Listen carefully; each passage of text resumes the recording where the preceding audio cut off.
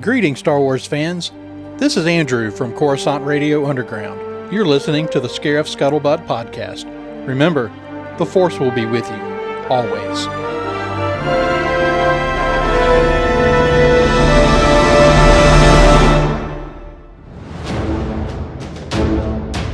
What's up, guys? This is David Triana of the Followers of the Force podcast, and you are listening to the Scarif Scuttlebutt podcast.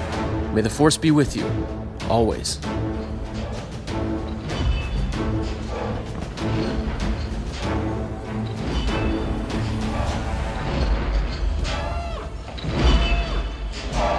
Scarif Control, this is TK-226. Come in, Scarif Control. You think what I'm thinking? Yeah, it looks like they're talking Star Wars again. General Veers, prepare your men.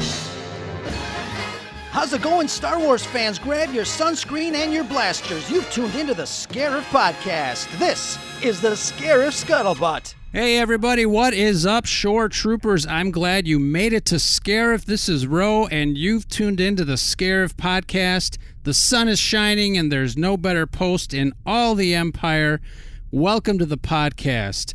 First of all, I want to give a heartfelt thank you to our friends at Coruscant Radio Underground, Andrew and Marisha at Sci-Fictionary on Twitter. We did that Legacy of Leia Organa mega crossover event. We had a lot of fun, and I hope they did too. So we developed a series of podcasts called The Legacy of, starting out with the legacy of Luke Skywalker a while back. Brad and I talked about our favorite Jedi Knight, and went up through to the legacy of Leia Organa, and tonight's another special episode, the legacy of the Force. I think we did it because there's so much speculation we can do about future Star Wars movies and TV shows that I think we can let the other podcasters do that. But we wanted to talk about some fan favorites, and we can certainly pull from a rich history of Star Wars through our own legacy series. So I wanted to introduce one of our Star Wars friends, Alex from Imperial Entanglements. In lieu of Brad's absence, Alex is going to help us out here tonight. Alex, how you doing? I'm doing just fine, Ro. How are you? I'm doing great. Thank you very much for picking up the mantle and helping us out. Brad is working. He's out there busy doing real Jedi stuff, but he's left me in charge. And Alex, thank you very much again for helping out and volunteering to continue with the podcast. Of course. I was happy to help, and I was very flattered that you guys came to me and asked me if I wanted to join in the team, and I can't wait to work with you guys in the future. I think it's going to be a ton of fun.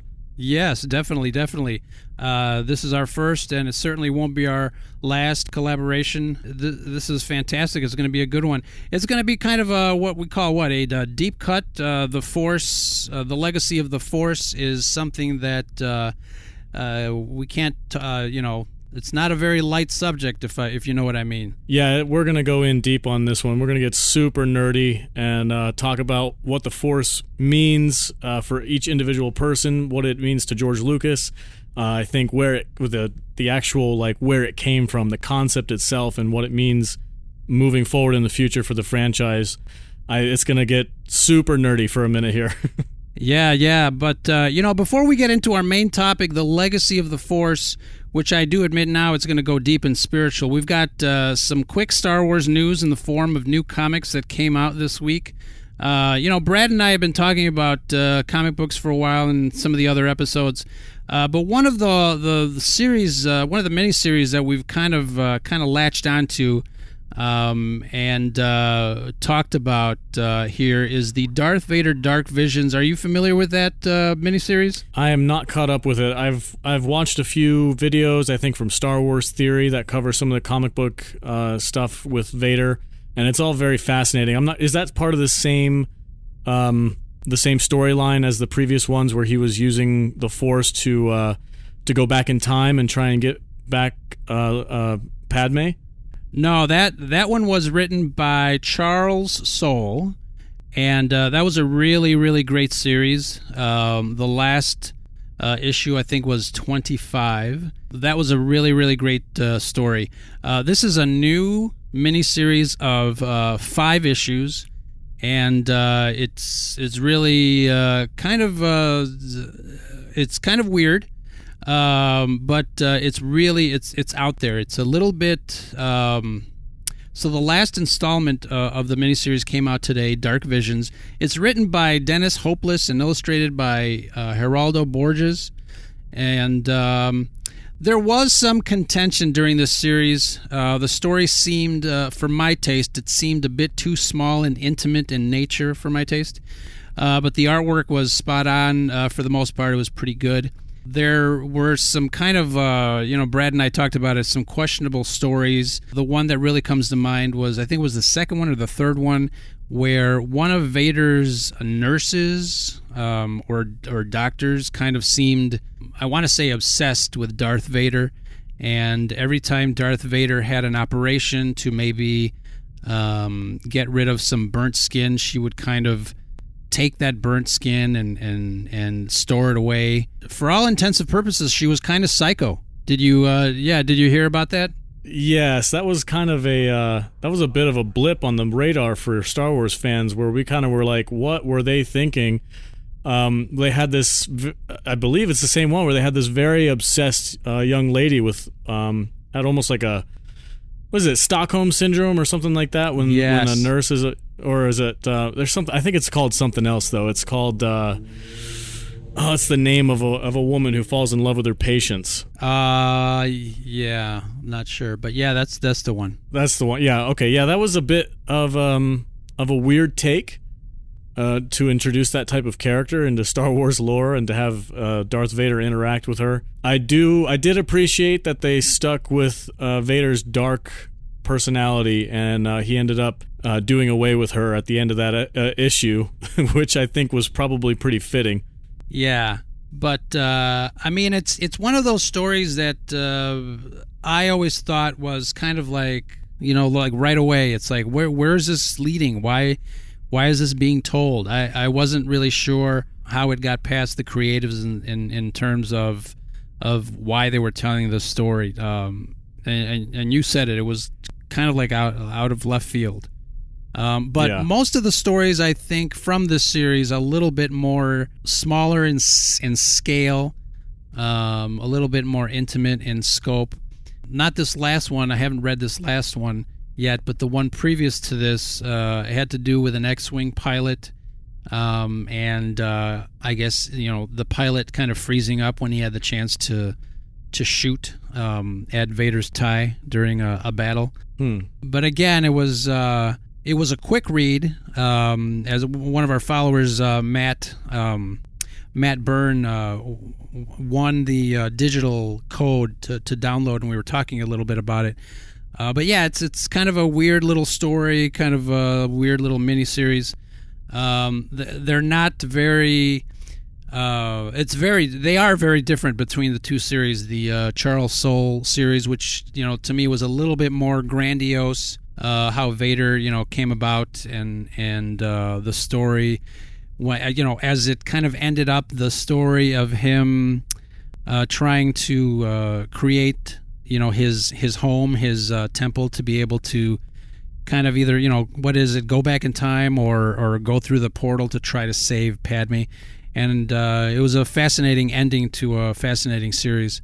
Dark Visions is a little different. Yeah, it seems that way. I really appreciated the elements of the Force that they brought into those last issues that you were talking about with, I believe it was Darth Momin, who had he was taking over somebody else's body through the use of a mask, which they brought that into the canon with masks, Sith masks having some kind of a power over the people that use them, which kind of ties in with the sequel trilogy with Kylo's obsession with his mask and Darth Vader's melted helmet. So I like that they were kind of bringing that all in together as part of the main canon, which gives us super nerds a little bit of extra knowledge about the situation when we're watching the movies. Yeah, that is interesting. And I did, when I did finally read those episodes, I kind of thought, first of all, I heard the rumor that possibly, Anakin Skywalker's essence was imbued in the mask.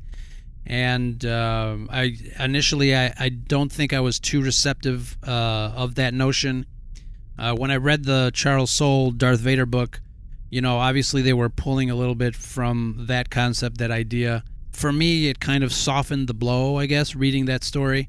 I think I'm a little bit more accepting of that concept now after reading that. So going forward, it'll be interesting to see, how that kind of plays into episode 9. And we'll see what happens now that, the trailer dropped during Star Wars Celebration, and we know, we can speculate that they're going back to try and find something that belonged to the Emperor or something. So it'll be kind of interesting to find out what they're going after. Yeah, I totally agree. I think it'll be... That's one of the more entertaining aspects of these new stories that they're being told by Lucasfilm. Even though they've had some issues in the past with fans and making stories that aren't quite up to par, but I think this element of this Force essence that's been around since the EU, I believe, with Palpatine being able to do this very similar things. It's bringing it into the future, into the new canon, and I kind of appreciate that. I enjoy that element of it, and it brings up a lot of cool questions that we as fans can ask ourselves. We want to know, like, for instance, the Darth Vader mask that Kylo tries to speak to or is been given visions through. So that begs the question, like, when in episode 6, when Darth Vader killed the Emperor, is he still Darth Vader or is he Anakin Skywalker? And what is left of his Sith legacy as Darth Vader? Is it still in his armor, or is that been laid to rest and now all that's left is Anakin? It kind of brings up a little bit of a question of what's actually happening with the dark side of the Force with Anakin. Very interesting. I never thought of it that way. Obviously, watching Return of the Jedi, none of this additional material existed back then, so I didn't have any clue or idea that this might be something that the story arc would kind of progress into. But now, seeing that, it is a very interesting observation. And obviously, Luke at the end of Return of the Jedi, he burns his father's. We assume that his body is still in the armor, so it is going to be a fascinating concept going forward.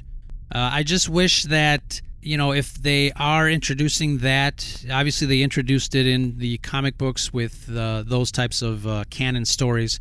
I just wish that they played around with that concept a little more in the films, besides, going to Canto Bight. It's a very cool aspect of Star Wars that you're absolutely right. It should have been more obvious in the movies. JJ, I believe, did have some concept art of a half and half spirit of both Darth Vader and Anakin that was communicating with Kylo Ren or Ben Solo. And we know that that's the direction that they may have been thinking. I think maybe they pulled it back a little bit to maybe make it more accessible to the general audience as opposed to people like us who are steeped in the lore. It might not be as easy for people to understand who are just general fans. Do you think that's what they're trying to do, or they're trying to balance between appealing to everybody and appealing to diehard fans like us?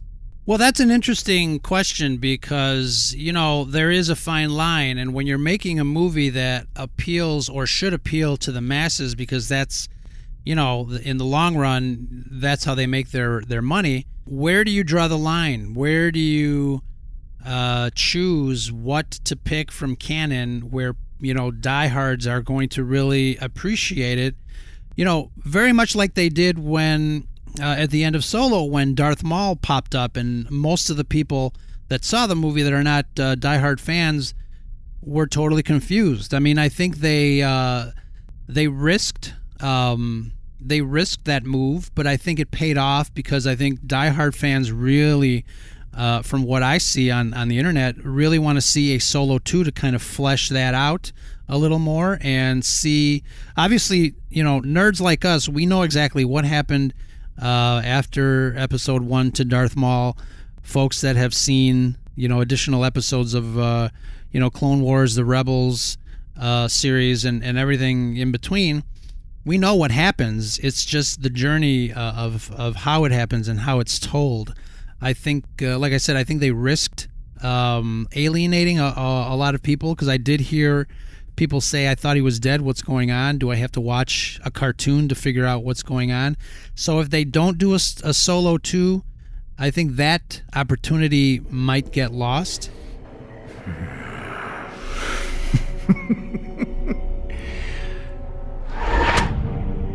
Bring the ship and come to me on Dathomir, and you and I will then decide what to do about the traitor Beckett and his accomplices. I'm really hoping that they do a Solo 2, because I really want to see how that plays out in the films. What about you? Yeah, absolutely. I would love to see a Solo 2. I know that Solo, A Star Wars Story, had some problems in production, with Lord and Miller being fired halfway through production. I think Ron Howard had to reshoot about 60% of that movie. I go really easy on Solo because I know that it had a troubled production, so I'm not... I know it's been kind of bashed by some fans as being kind of a pointless, dumb movie, and you know, they have their right to say that. I found it, for the most part, enjoyable. I think that definitely had some potential, and I think moving forward with legacy characters like Darth Maul and bringing back Ray Parks as Darth Maul was a huge fan service moment that I think worked out for multiple reasons, but I think he's just a really cool character, and people who might not know what's happened to him between episode 1 and Solo, you know, this is a good opportunity for them to ask questions, and then for either fans like us to explain to them what happened, or possibly for them to go back and look into the story themselves and get more immersed and become bigger and bigger fans. Of course, that's not going to be everybody, but I mean, I think there can be a good potential for new fans to dive into some of the old material. And I'm really fascinated, and I really want to see what Ron Howard can do from start to finish with his own movie and his own production, with a story about the Crimson Dawn and Darth Maul being a leader of this underground criminal organization. And of course, you can't go wrong with Emilia Clarke. She's a great actress. She's a really awesome, friendly person. I think to bring her into the Star Wars fandom and to have her at events like Celebration, I think would add a lot to the enjoyment of those celebrations and stuff. So I'm all for a Solo 2, despite some of the failings of the first movie. I think there's a huge potential in the future. I totally agree. You don't have to sell me, brother. I am in the Solo 2 camp. It's my second favorite Disney Star Wars film, just behind Rogue One. And I'm ready for more Solo. Kira, you and I will be working much more closely from now on.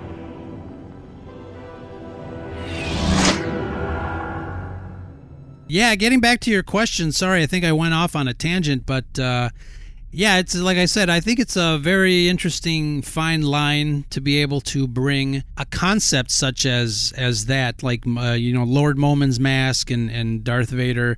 Darth Vader's essence being in his mask. I do admit it probably would lose some fans, or not fans, but just casual Star Wars goers, because it is kind of a deep concept. If it is something that they're going for, it's one of those things where I think they should just commit and just go all the way.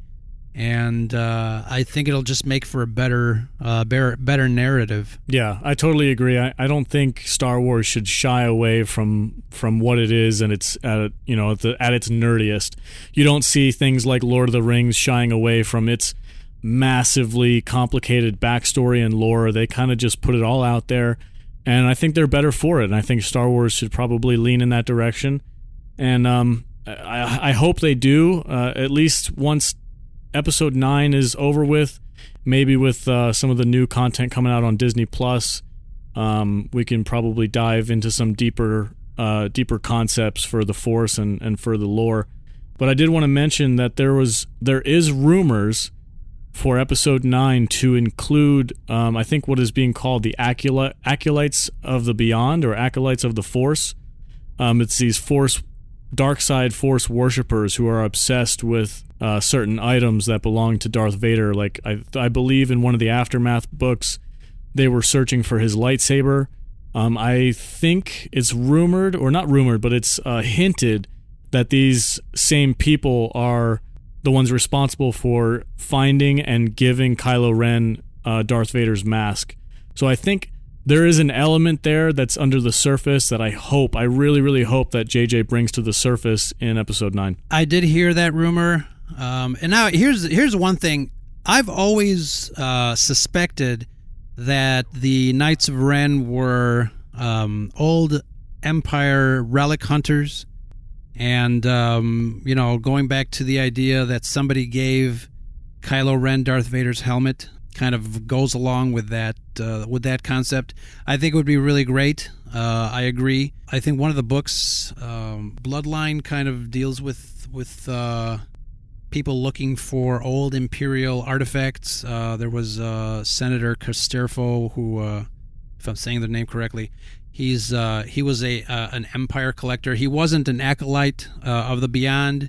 I think that persona or those characters are a little bit more deeply entrenched in the mythology. This guy was just a senator who liked, stormtrooper masks.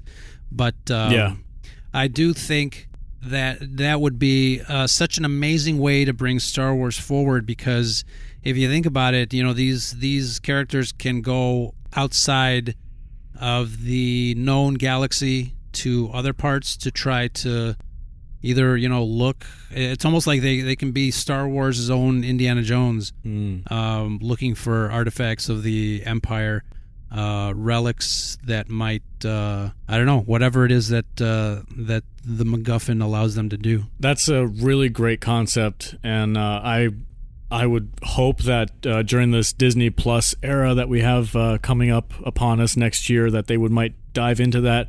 I think if you look back at some of these relic hunters, or like this Indiana Jones, like you said, of these dark side force elements, or whatever that you want to call them, and that element, that storytelling element, is actually in Battlefront 2, I believe, with the Luke Skywalker storyline. If you play that in the video game, he goes and he finds kind of like a safe, this facility that the Emperor had, with all these different relics in it. And I believe, if you want to get super nerdy about it, in Episode 8, Luke Skywalker actually had a couple of those relics in his hut in that movie. Now, of course, it was never brought up, but there was a panning shot of his desk or his shelf or whatever, and there was a compass there, and there's like a kyber crystal necklace that he had that I believe was rumored to be Darth Vader's kyber crystal from his lightsaber.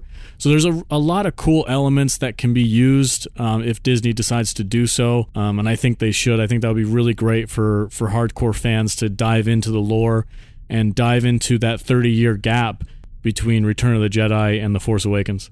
Besides Luke finding that bunker, there was also, things like Operation Cinder with Palpatine's Plan B, so to speak. And it was really kind of a thrust forward in Star Wars storytelling. I think it was great. And I think if they did more of that sort of thing, I think fans would be really happy at what direction Star Wars would go into the future. Yeah, absolutely. I think it would be really cool. I'm looking forward to it. I really hope that they dive into this and they don't shy away from that. And speaking of the Force, our friends Andrew and Marisha are talking about the Force and recorded a little clip for us to listen to their take on the legacy of the Force. The legacy of the Force, that's an interesting one. Yeah, it's a good one. The Force, I think that overall it's been consistent through the films, and that what we've gotten has been a continued building of what we know, a theology of the Force, kind of. And that's how theology, even, real theology, made up theology, tends to work. It tends to be something that kind of builds over time. Right. So, we've learned more. Obviously in the originals, we didn't learn a whole lot about the Force. We know what Obi-Wan told us about the living Force. It binds us and connects us. And it's the thing that binds all living things. And that's really, and we see Luke learn to manipulate it. We learned that there's a light and a dark. but we don't necessarily learn a lot about what those things mean. I mean, we learn from Yoda the things that lead to the dark. Right. But then we went to the prequels, and I think we feel a little bit differently about this, but George Lucas decided to introduce the midichlorians, a way of offering scientific explanation to what was otherwise in the originals this completely mystical element. Right. He made it more elemental. Right. So the midichlorians have never been my favorite thing. I don't get up in arms over them, but I thought in some ways it detracts from the mystical nature of the Force. I don't know. I kind of like the idea of spiritual concepts being scientifically quantifiable.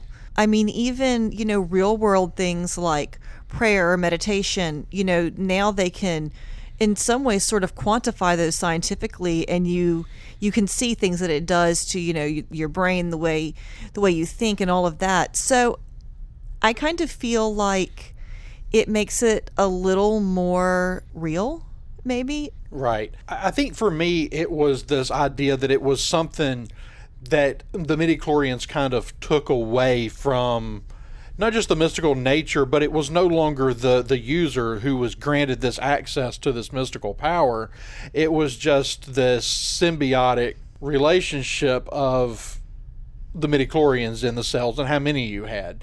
Now, over time, I have slightly shifted my view of that to the midichlorians are not the... It was almost are the midichlorians the Force user, or is the human or the alien or whatever the physical being is the Force user? Where I've shifted more to the midichlorians are simply the conduit. Right.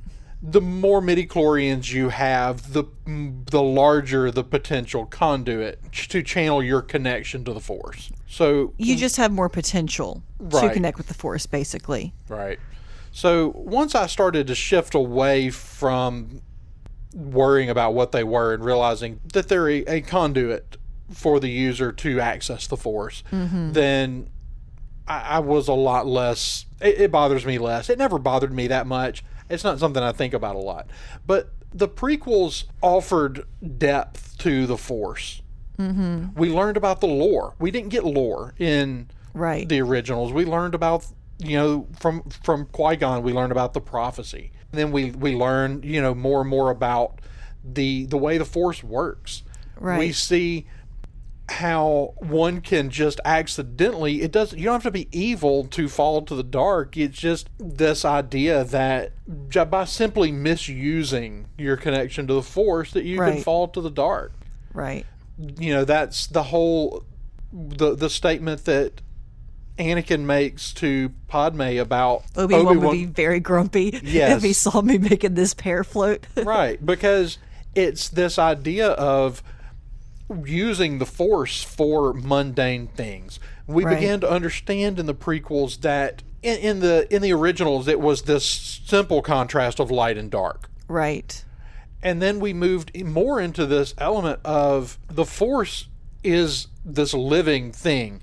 The idea of the cosmic Force, and the idea that it has its own will that we still don't know, but a will that potentially created Anakin Skywalker. Right.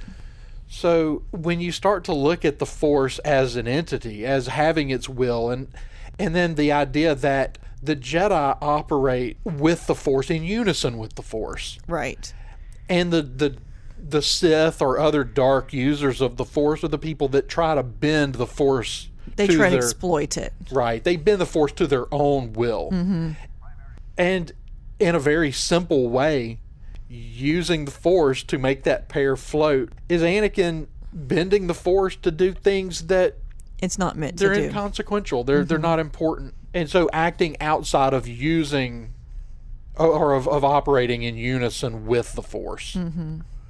And I think that's the real call of the Jedi. And of course, then we leave the prequels and we get to move into the best lore in all of Star Wars with the Clone Wars, and then later in Rebels, where George Lucas and Dave Filoni really got a chance to flesh out the creation of the Force and go deep into the lore. And then we get to the sequel trilogy. And by and large, we kind of went back to where we were in the originals. We've kind of come full circle to where we're not getting lore and we're not getting anything new about the Force. Right. We're not getting any new information, no new doctrine. Right.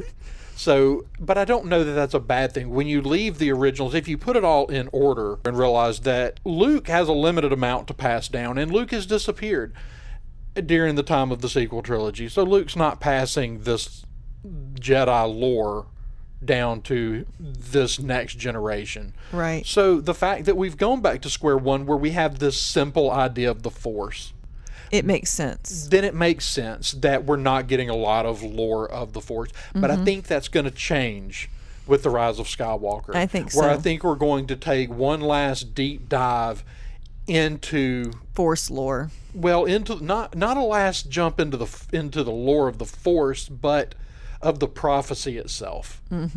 Because the Skywalker saga, at least I believe, and I hope that this is the way that 9 wraps up, is that the Skywalker saga is about the prophecy. Well, I think it needs to be. I think about it talking, people talking about it, or Obi-Wan's line that it's, in all living things, it binds the galaxy together.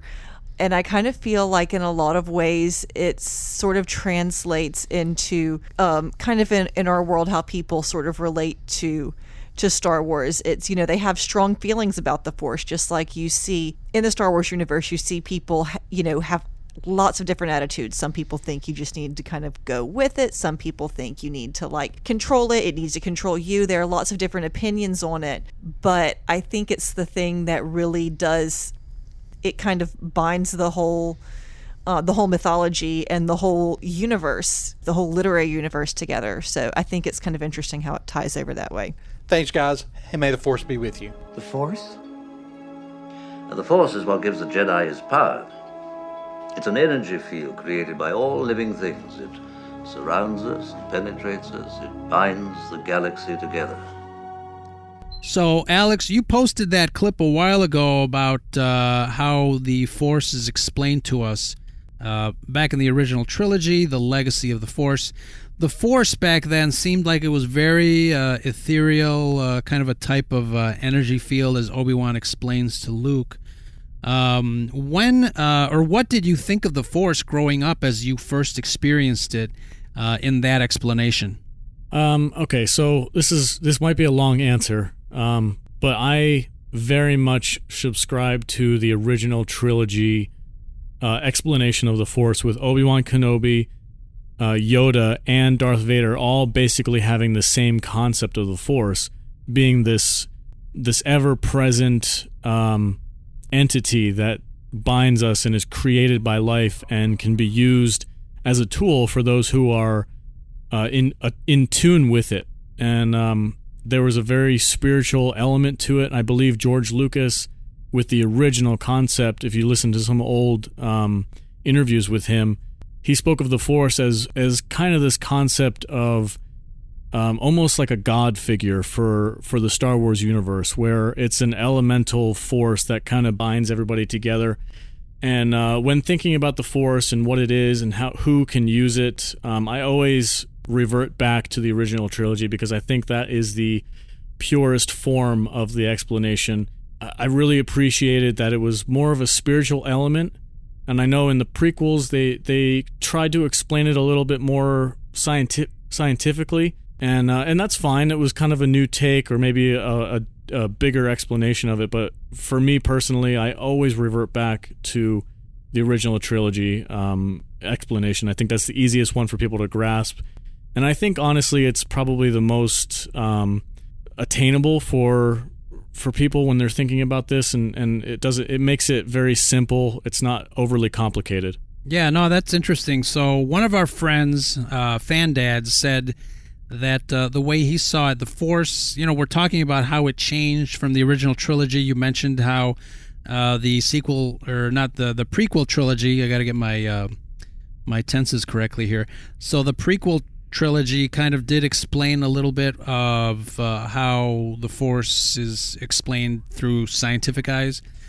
But so our friends, Fan Dads, said that the way he saw it, that the Force didn't so much change through the trilogies, but only more facts were revealed about how the Force works. And we're just going along kind of for the ride and finding out more about it. So what are your thoughts on that? He says that it didn't change. It's just, we're being offered more information. What do you think about that? I can totally see where they're going with that line of thought, and I can agree with it for the most part. I think for me, like I said before, it makes it a little bit too complicated in my opinion. But if that's the direction that George wanted to go and was always planning on going, then he is the creator. Who am I to say otherwise?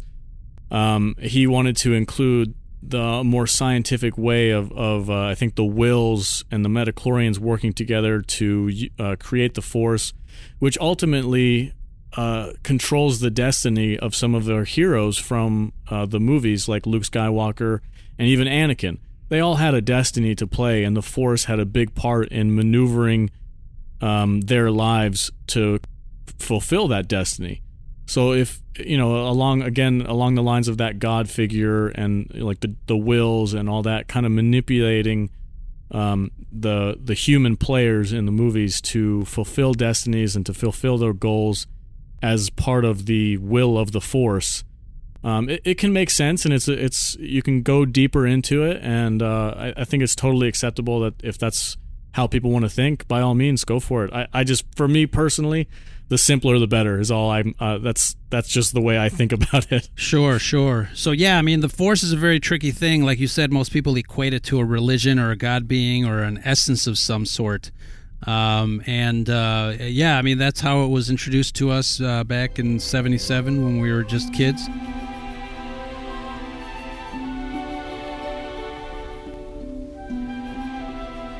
So we've gotten a lot of support from a lot of other podcasters as well, and we want to thank all of you guys that have listened and contributed. And we've got a special The Legacy of the Force clip from David Triana over at the Followers of the Force. Let's see what he has to say. Hey guys, this is David Triana of the Followers of the Force podcast. So, we're talking about the Force today on the Scarif Scuttlebutt podcast. I'm really grateful for the guys asking us to share our thoughts about the Force and what it means to us. It's a question that I think a lot of us have thought about, and maybe a lot of us still don't have an answer. But I think, to me, and I'm recording this as I sit in my car after a late shift, because I think it just hit me. I think the Force, to me, it's that X factor. It's that thing that just keeps you going. It's the thing that you reach down deep inside yourself, and it's that, that one last punch or one more punch, the one thing that just keeps you going. And we see it in the films time and time again. Luke hanging upside down in Empire, trying to reach for that saber. Qui-Gon kneeling before his final face-off with Darth Maul. Obi-Wan before he becomes one with the Force. It's the thing you turn to, whether it be at your most desperate hour or your most triumphant moment. It's, like I said, it's that X factor. It's the thing that just makes you believe that you've still got something left. And I think we all have that. I think that we all call upon that Force each and every day to keep us going, whatever issues we may have going on in our lives. That same Force is within all of us. So I think that's what it means to me. Just keep going. No matter what's in front of you, no matter how hard it may be, just trust in the Force. Hope you guys are enjoying our show, and I hope you guys are enjoying the Scarif Scuttlebutt podcast. Make sure to leave them a rating and review, and if you've got time, come on over our show and show us some love too. May the Force be with you guys. We'll see you soon.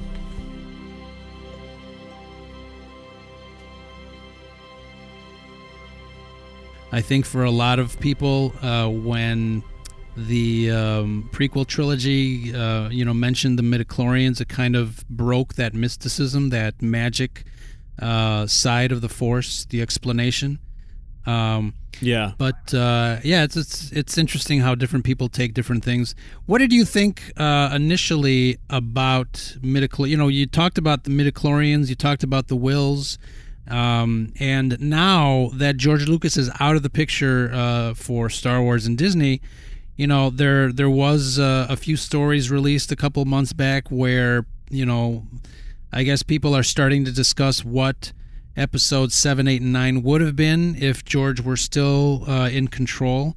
And we talked, those stories talked about how, the stories might kind of dive into the microscopic world of the midichlorians and the wills. We saw a little bit of that during the Clone Wars Lost episode when Yoda was trying to learn a little bit more about the Force. Yoda, my old friend, you have come at last. Qui-Gon Jinn, really you? It is? It is. Losing my mind, I am not? No, my friend, no. Why have you brought me here? Follow the light. The light will be your guide. I really enjoyed the Clone Wars for the most part. Especially after season 3, I think it became a really, really good show. And some of the elements that they dive into, and I think it's specifically Dave Filoni kind of taking those concepts from George and fleshing them out a little bit more in the cartoon. Such darkness, such evil. When will this happen? It is happening right now. It has always been happening. With each day the Clone War wages, evil is growing in its power. What you felt in the cave is merely a portion of what the dark side now holds. The Yoda episode, I believe that was season 6. It was like a 5-episode season with Yoda diving into that. I thought that was really fascinating. I can't claim that I really understood a lot of it. I would have to go back. I would have to go back and rewatch it and maybe watch a couple videos that kind of explain it, break it down a little bit. It's been a long time since I've seen it, but I did enjoy that. I enjoyed the diving into the Force, and one of the episodes, again, that I'd have to really go back and try and dissect it, but it was the episode where Anakin and Obi-Wan ended up on that planet with the father, the sister, and the brother, who are all elements of the Force, I believe. Right. That was a really deep episode that kind of explored a lot of what the Force is. I will not look. The Force is strong. Anakin, please! You were my brother, Anakin! Powerful Sith you will be. I hate you! No! No! I appreciated what they were doing with that in the story. I thought it was really cool, and I wouldn't mind seeing more of that in some future cartoons or comic books or something like that, diving into those deeper realms of the Force. As far as the sequel trilogy goes, I feel like they're shying away from that aspect quite a bit. Again, I believe it's to reach a broader audience. They're reverting back to the simplicity of the Force, just being this element that people can tap into for good or for bad. Well, that's interesting. So seems like you're saying that the Force can be utilized for whatever purpose. And this is a great segue. We've got a clip from the guys across the pond in the UK, our friends at Star Wars Sessions, that talk about how they feel about the Force. And they talk a little bit about that, how, that the Force is just a tool, and depending on who uses the tool is how its use is determined, dark side, light side, that sort of thing.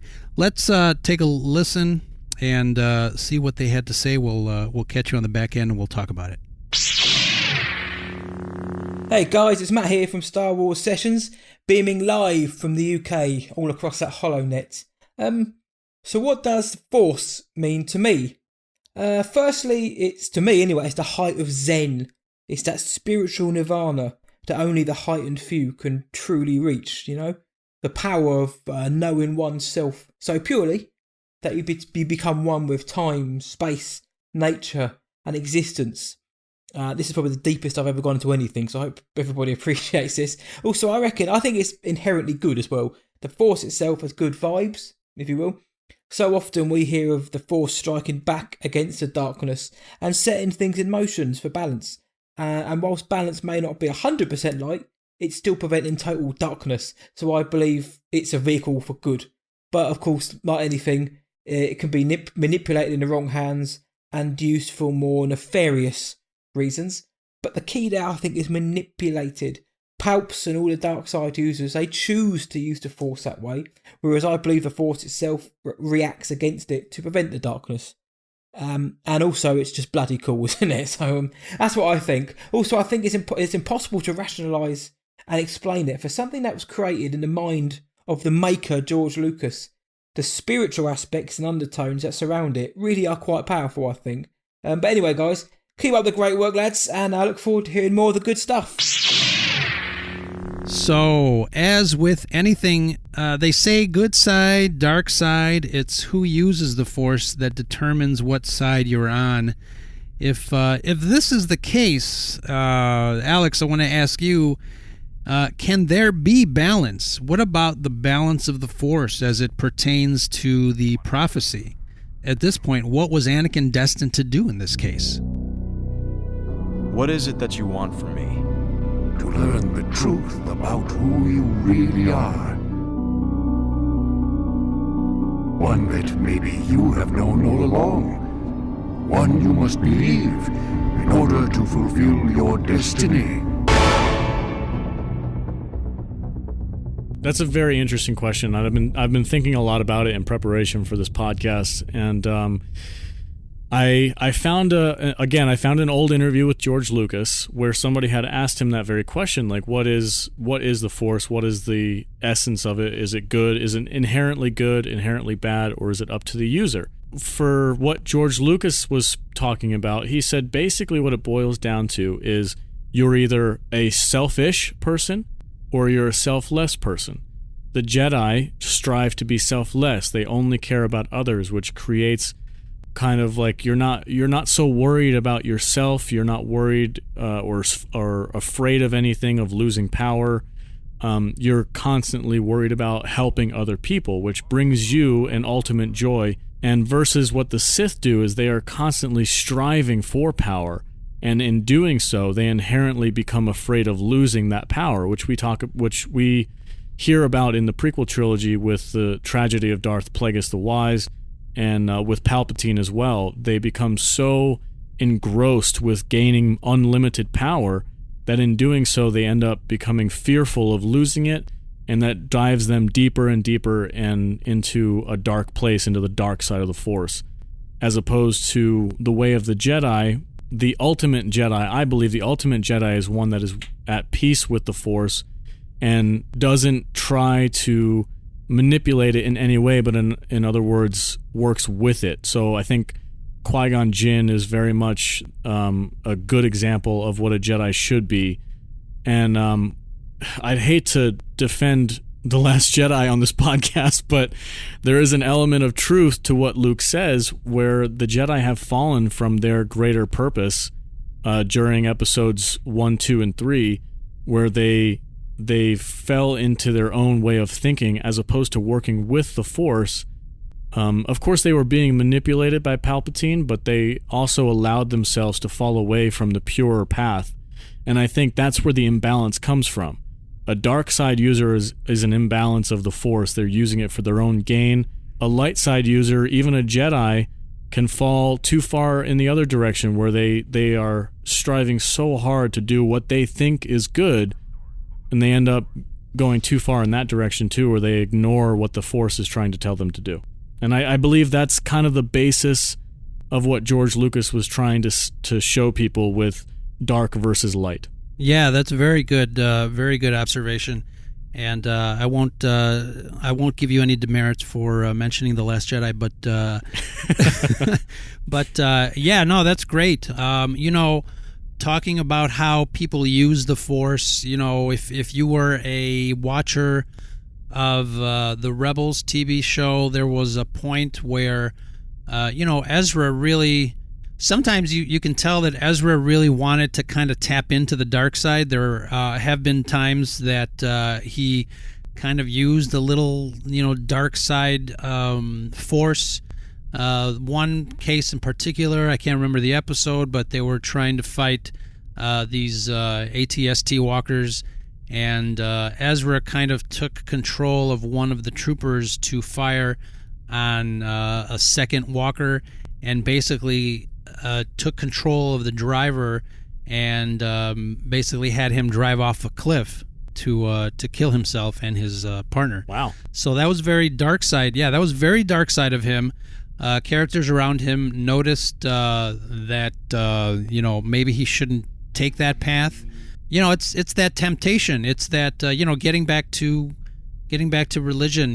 There's always been someone there to tempt you to act in a way that you shouldn't. And getting back to Star Wars, I mean, it's all about choices and how you use these tools, as Star Wars Session says. But it's very interesting, and a lot of people that are not really into sci-fi or think that Star Wars is all about laser swords and spaceships, I think a lot of these deep concepts really go over their heads, not in a bad way, but just obviously they see the spectacle of the spaceships and laser swords a little more than giving it a chance to kind of simmer in some of the real deep messages that films like Star Wars kind of shows people in general. But I think George Lucas, Andrew from Coruscant Radio said, he's a world builder. He's a great, very unique storyteller. And I know George Lucas has had interest in, anthropology and human studies, legacy and story. And I think it definitely shows, especially with, guys like us kind of picking apart some of the story elements and everybody kind of diving into what Star Wars really means to them. Yeah, absolutely. And again, like you were mentioning about George Lucas being interested in the human psyche and how everybody kind of works as humanity works as a team. We all have common threads, no matter what culture you're in, no matter what religion you are. This is all George Lucas's thoughts. There's always going to be a common thread of good versus evil, and that, I believe, is why Star Wars is so popular with so many diverse people, is because it feeds off of those common threads that we all have about good versus evil, selfishness versus selflessness. And George was really interested in tapping into that element of humanity, and I think he succeeded. And I hope that in the future that the people who are writing these stories keep that element in mind, because that, at its core, that's what Star Wars is. It's a human story that everybody can connect to. Yeah, I totally agree. I think once we have this final chapter in the Star Wars / Skywalker saga, we'll have a better picture of how this sequel trilogy plays out. I'm really hoping that JJ kind of reintroduces some of the story elements and hopefully, like you said, goes back to some of George Lucas's original ideas for this final installment. A lot of people were saying that George Lucas has been involved in kind of helping JJ kind of guide him in telling this story. I don't know how true that is. If there's a little George Lucas in this film, I'd be happy. Yeah, absolutely. And I think JJ approached George for episode 7 as well, and I think JJ has a better connection with George as a filmmaker than Rian Johnson did. This is all speculation. This is just what I've kind of gathered from being a fan and paying attention to what's going on online. George has had a much bigger presence after The Last Jedi than he did before. So if you remember an early interview with him around the time episode 7 came out, he described his relationship with Lucasfilm as a bad divorce. It was actually pretty grim. He felt disconnected from his franchise. He felt like he wasn't involved. Whereas if you look post The Last Jedi, you see him hanging out on set with Jon Favreau and Dave Filoni with The Mandalorian. Right. You hear rumors about JJ bringing him on to help him with story elements for Episode 9. I don't want to get my hopes up too much, but I do believe that George has been instrumental more now than he was probably earlier on when Disney took over. I too, see the pictures of him hanging out with Dave Filoni on the set of Mandalorian, with Ron Howard during the filming of Solo. I'm cautiously optimistic. I'm not one of those. I tell Brad this all the time. I'm not one of those boycott guys. So I'm definitely going to be in line on midnight Thursday night for Episode 9 with my buddies. But I'm really crossing my fingers that this series goes out with a bang. Yeah, absolutely. I'm not really. I will admit that I did purposefully not see Solo in theaters because of what happened with The Last Jedi, and then afterwards the treatment of the fans online. Ron Howard was right then. It was you. Yeah, it was all me. It was the one guy who didn't go. No, but I did. I was irritated with the situation that was going on, and for that, because it was so soon afterwards, and because of some of the things that were happening, I was like, you know what? I'll skip this one, just to show them a little bit of displeasure the best way possible. I'm not really for one to go on and tag Rian Johnson in every other post and say how horrible he is. I don't believe that that's going to help. So I kind of voted with my wallet, I guess you would say, with the first Solo. Yeah. And once that was done and over with, I moved on, and I watched Solo on, I believe when it came out on Netflix, I watched it. And I enjoyed it, and I hope that Ron Howard continues that story like we were talking about before. And going forward into Episode 9, I'm optimistic, cautiously optimistic, I guess. I'm not prepared 100% to dive in because of the issues with The Last Jedi and what they did with the story and Luke Skywalker and stuff like that. So, but I'm sure it'll be a reasonably good movie, even if it doesn't meet my personal expectations. I do believe it'll be a decent film, and I hope that it lives up to the legacy of Star Wars itself. And I hope it's 4 hours long. We've passed on all we know. 1,000 generations live in you now.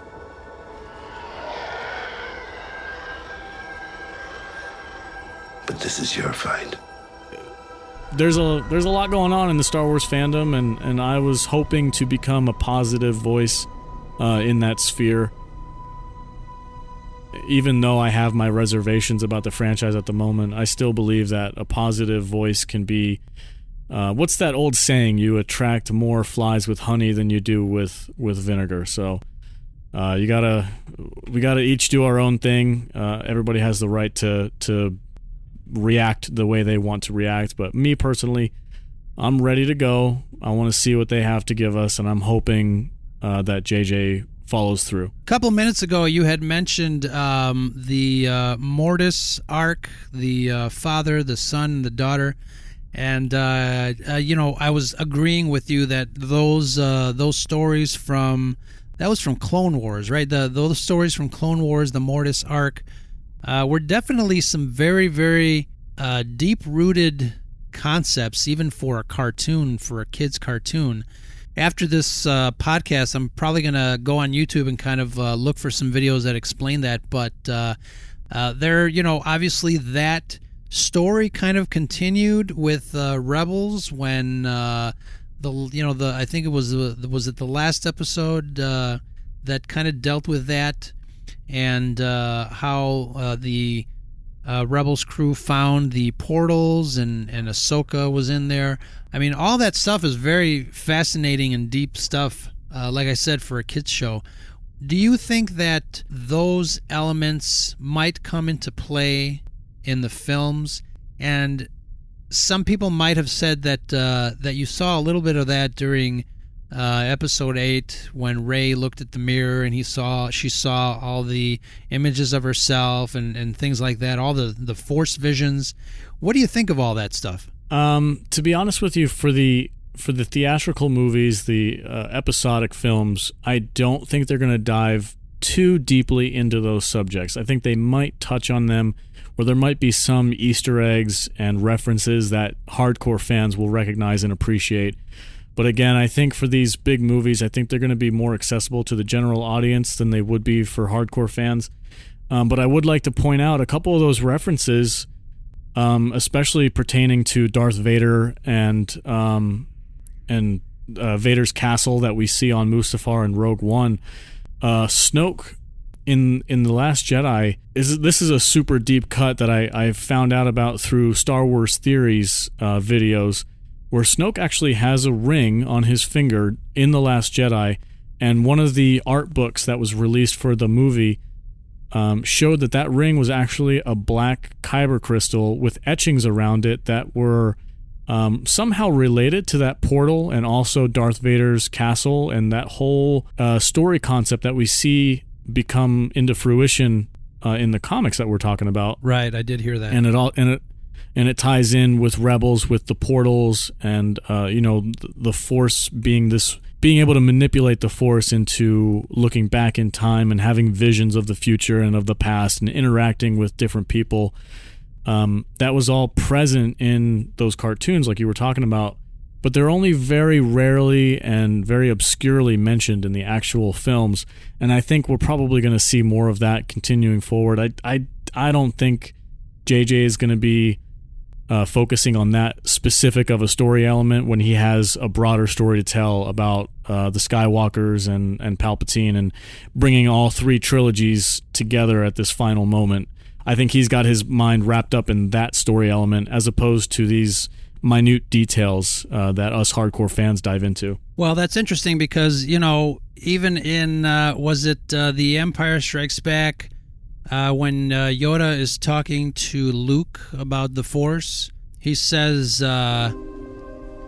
Life creates it, makes it grow. Its energy surrounds us and binds us.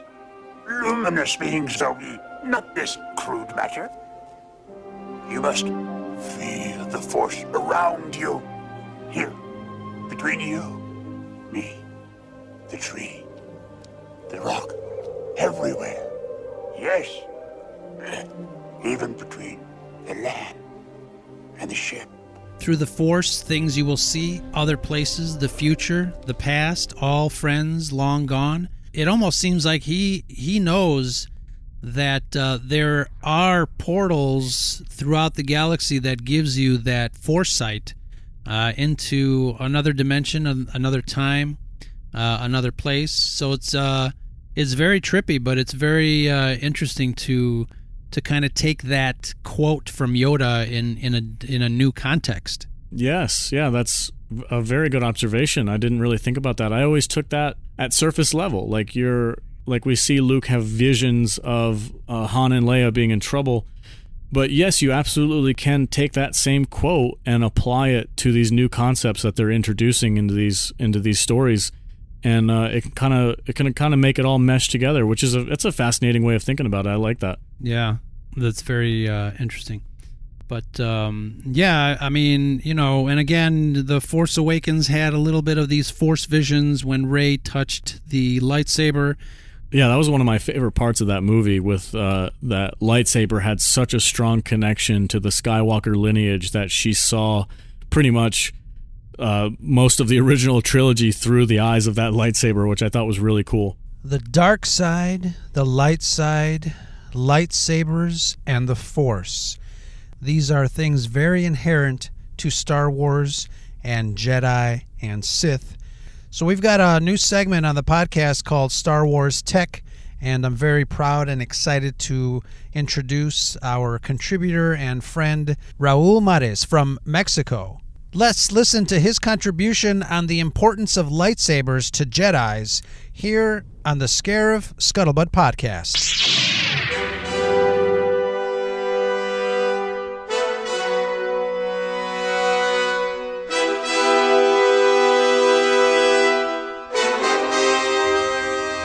Hello Hello there, my name is Raul Mares. I'm from Mexico. I'm a diehard fan of classic Star Wars, and I'm very grateful with Scarif Scuttlebutt's podcast. Thank you very much for having me and allowing me to present to you a little bit of information concerning lightsabers and their importance and meaning to the Jedi Order. A lightsaber was a distinctive weapon used both for combat and for ceremonies, and its image was bound to that of the Jedi and their polar opposites, the Sith. The lightsaber also became the image of the Jedi Order's values to preserve the peace and justice throughout the galaxy. A lightsaber consisted of a blade of pure plasma, and this blade of pure plasma was emitted from a hilt and suspended in a force containment field. This force containment field allowed the blade to keep its shape. The hilt was almost always self-fabricated by the wielder to match his or her specific needs, preferences, and style. The hilt was also built similarly to his or her master's lightsaber as a mark of respect. Due to the weightlessness of plasma and the strong gyroscopic effect generated by it, lightsabers required a great deal of strength and dexterity to wield, and it was extremely difficult, sometimes even very dangerous, for an untrained hand to attempt using. However, in the hands of an expert or of the Force, whether it is classically speaking, Jedi or Sith, the lightsaber was a weapon to be greatly respected and feared. To wield a lightsaber was to demonstrate incredible skill and confidence, as well as masterful dexterity and attunement to the Force.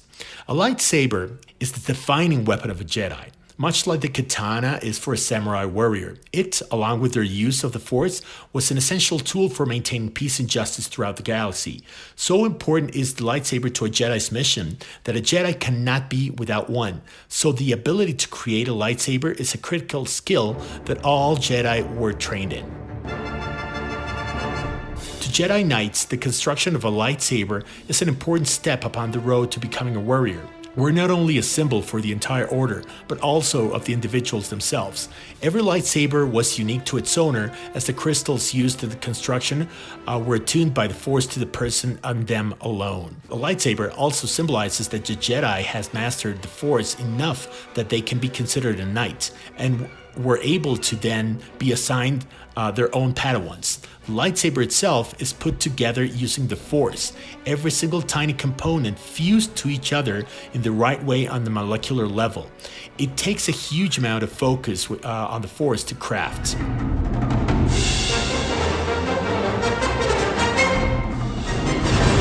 All right, so we're going to do something that we haven't done in a while. It's a fun little game here at the end of our podcast. It's called Sentry Mode. This is Sentry Mode. All right, Alex, Sentry Mode. Are you familiar with the game? You want me to explain it to you real fast? Yeah, please explain the rules to me before I dive into this. Sure. You know, it's a fun little game. Brad and I ask each other 5 questions, 5 Star Wars related questions. And you got to answer them in 5 seconds or less. Yikes! You got to answer each of them in 5 seconds or less. They're easy. And we haven't done it in a while, but we did it on the first podcast and the second.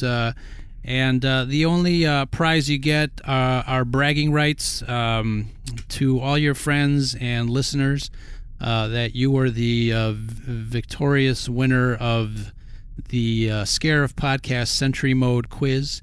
And okay. So yeah, this will be fun. So let's start out with Sentry Mode. This is Sentry Mode. Question number 1. Ready? Yep, go for it. All right. You remember, you got 5 seconds. What were the ramifications of the Galactic Senate's short-sighted acceptance of facilitating trade route taxations, and how did those decisions affect the geopolitical structure of the mining guild's ability to self-finance the war machine of the Republic? Ready, go.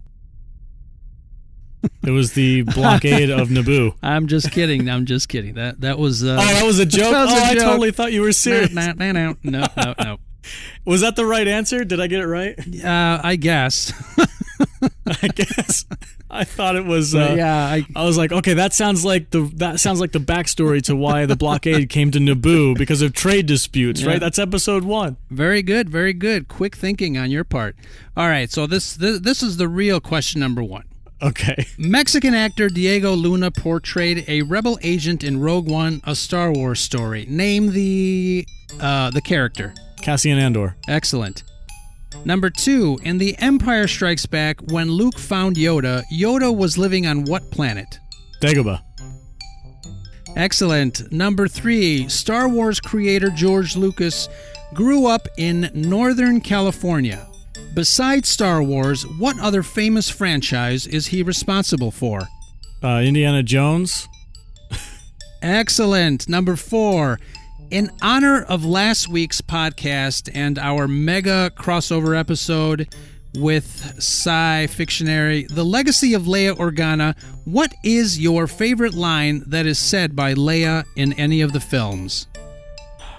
Can somebody get this big walking carpet out of my way? Excellent. Marisha will appreciate that. Will somebody get this big walking carpet out of my way? Number 5. In Episode 8, The Last Jedi, what did Luke suck on while trying to avoid training Rey on Ahch-To? A sea cow tit. I don't know. I don't know what the name of that animal was. You know what? And I don't want to know. This is Sentry Mode. That was fun. So you got 5 points. You are clearly an expert in all things Star Wars. Can I add one? Can I add one more Leia quote? Yeah, for sure. It's one of my favorites. It's top contender for the walking carpet one. Is I don't know where you get your delusions, laser brain. Yes, perfect. I love Excellent. Leia, yeah. Were you able to catch our mega episodes? First on Scarif Podcast and second on the Coruscant Radio Underground. I did. I loved them both. They were both excellent episodes. I was actually bummed out because I was listening to the first part and I was really amped to hear the whole thing. And then when I realized that it was only part 1 and it was only about 40 minutes long, I was like, I gotta wait for the next part. That's cool. Because I'm my normal podcast lengths run Joe Rogan style, like 3 hours or so. So anything under 3 hours is a short podcast to me. That's funny. No, yeah, we had a great time with them, Andrew and Marisha. Shout out to you guys, and hopefully we'll do it again and pick another subject. But earlier today, I think it was, I ran a poll on the Twitter account, and I asked fans of Star Wars who your favorite droid was. And I gave them 4 choices, and we got some really great answers. A shoe-in runaway winner between the following 4 droid choices. We had C-3PO, R2-D2, R5-D4, and IG-88. And I kind of just asked about original trilogy droids, so Star Wars, Empire, and Jedi.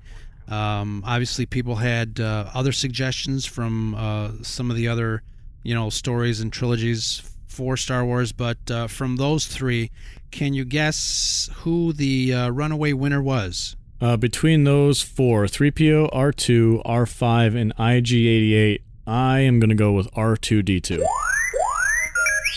You are correct. There is an overwhelming love for that little astromech. So we got one of our followers, Inya_gaming. No real surprise, this reckless little droid is out front. Another follower, Alan, and I hope I'm saying the last name right, Alan Crookshank. R2 and 3PO are a double act, and he couldn't choose between the 2.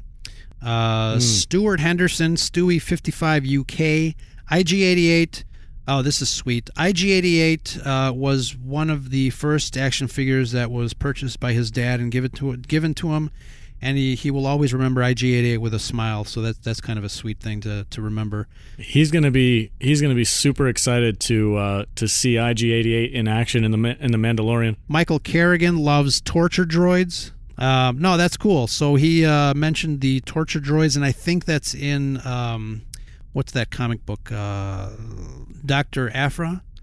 I think there's some torture droids in there. But actually, he might be referring to the torture droids in Jabba's palace during Return of the Jedi. Yep, which I believe was IG-88 present. I don't think he was. There was another one. There was another skinny droid that was there. It looked similar to him, but it wasn't the same one. Oh, yeah. I think his name was EV-DD D8 or EV99, something like that.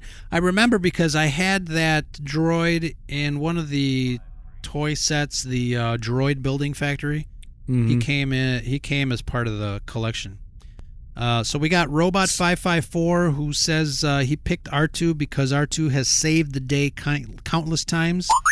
And of course, R2 has saved the day countless times. And if it weren't for R2, our gang would be dead 10 times over, don't you think? Oh, absolutely. He's saved the day multiple times just in one movie alone. There was a lot of people that loved that we gave R5D4 some representation. Folks thought that R5D4 was an unsung hero. And did you hear the theory that R5D4 blew his motivator on purpose because he had a talk with R2 before the Jawas brought him out? I have not heard that theory, but that would be a pretty cool little element to include for R2's story arc. Yeah. Where he was explaining his mission, and he's like, look, man, you got to let me get picked, so do something quick. Totally. Yeah, I heard that. I thought that was really cool. That was very clever. Since we're on the topics of droids, do you mind if I pose a question to our listeners? Oh, yeah. No, not at all. Go ahead. Okay, so if I can set the stage for you guys. If you remember in episode 2, Attack of the Clones, C-3PO finds himself in the battle droid manufacturing plant. He gets his head knocked off and transplanted with a battle droid. In episode 5, when he is destroyed by the Ugnaughts on Bespin, we know that his central computing system is on the back of his back, where Chewbacca was working on it. So, can somebody out there who is a fan of the prequels please explain to me how C-3PO's programming stayed in his head so that it would mix with a battle droid, and also the battle droid's head, which is, as far as we know, just a piece of metal, gets stuck on C-3PO's body but takes control over it. Is there an inconsistency there, or am I missing something? That's interesting. Yeah, I never noticed that. If you guys know the answer to that question that Alex just posed, let us know. I don't know. Let us know what you guys think about that. Don't get technical with me. We gave away a couple things in between our episodes. And Ollie, I hope you got your Scarif Scuttlebutt stickers. We sent out a couple of stickers to you, Ollie. We sent a Women of the Galaxy postcard that featured Carrie Fisher's daughter, her character, and it's a lovely collection, actually, of all the ladies of Star Wars. I hope you guys got your stuff, and we're going to do another giveaway. I've had a Funko Pop Poe Dameron for the longest time, and we ran a couple of contests a while ago, but let's see if we can give it away again. What question would you like to pose to our listeners to see if we can get the right answer to select a random winner for the Funko Pop Poe Dameron action figure? Let me ponder that for a second. Do you want to do original trilogy, prequel, or sequel trilogy question? Because it's Poe Dameron, let's go with the sequel trilogy. Let's see if we can get some folks to participate. It being Poe Dameron and all. Okay. Let's do something very related to Poe Dameron. He is the leader of a squadron. #YoPo for a Funko Pop. And I'll shoot out a picture after this episode airs, and we'll take a look at the Funko Pop action figure of Poe Dameron. I'm sure everybody thinks he's dreamy. I'm sure he's a handsome man. We could do one of his first lines. What was his first line to Kylo Ren? That was an iconic moment for The Force Awakens. Sounds good. So as Alex says, what was Poe Dameron's first line to Kylo Ren in The Force Awakens? #YoPo, YoPoe, and we'll pick a random answer to that. Obviously, it's got to be the correct answer, but go ahead and hashtag that and see how you do, and we'll send you this Funko Pop action figures. Do you like the Funko Pop figure line? I don't have a feeling either way. They're pretty cool. If I got my hands on one, I would not complain. I really liked the one you guys had a while ago. It was the snow monster, the Wampa from Hoth. That was a really cool one. Oh, yeah. Yeah, Brad picked that up. But Funko Pops are those types of action figures that I'm very indifferent about them. It's like sometimes I love to hate them. Like I won't go out of my way to get them, but like you said, if I had one, they're pretty interesting. They're not quite bobbleheads, but they're still kind of interesting in their own way. But a lucky listener will get a Poe Dameron Funko Pop action figure, and just as a little thank you to our listeners.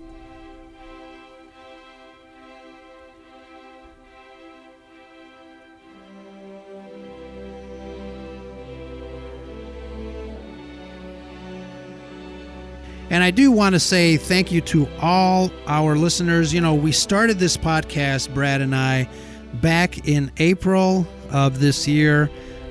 We didn't know what we were going to expect, but we've gotten a lot of love and support from a lot of our regular fans and listeners. I don't know if we got fans, but I guess we've got some friends out there that listen to the podcast and have given us some great support.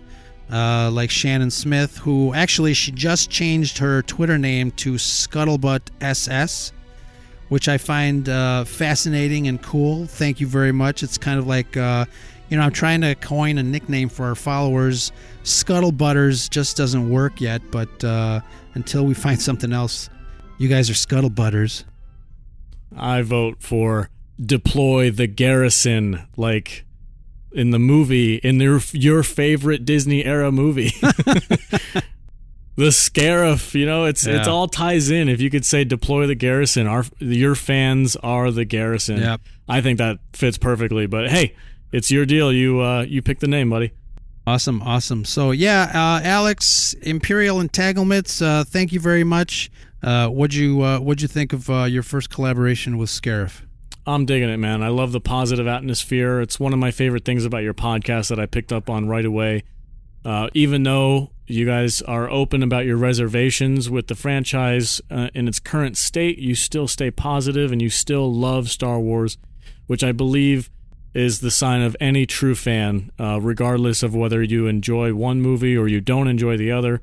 You still love the franchise as a whole, and you want to see it grow and you want to see it thrive. And I think that's a great message to send to people. And I'm honored to be able to help you do that. And hopefully we can spread some goodwill around the Star Wars fandom. When gone am I? The last of the Jedi will you be? The Force will strong in your family. Pass on what you have learned. Thank you very much for those kind words. And yes, Brad and I are longtime Star Wars fans since very young. And we love Star Wars. We love talking about Star Wars. And that, my friends, is the Scuttlebutt. That's no moon. You may fire when ready. Got a bad feeling about this. I am altering the deal. Pray I don't alter it any further. You must unlearn what you have learned. You felt a great disturbance in the Force. I suggest a new strategy, Art. You underestimate the power of the dark side.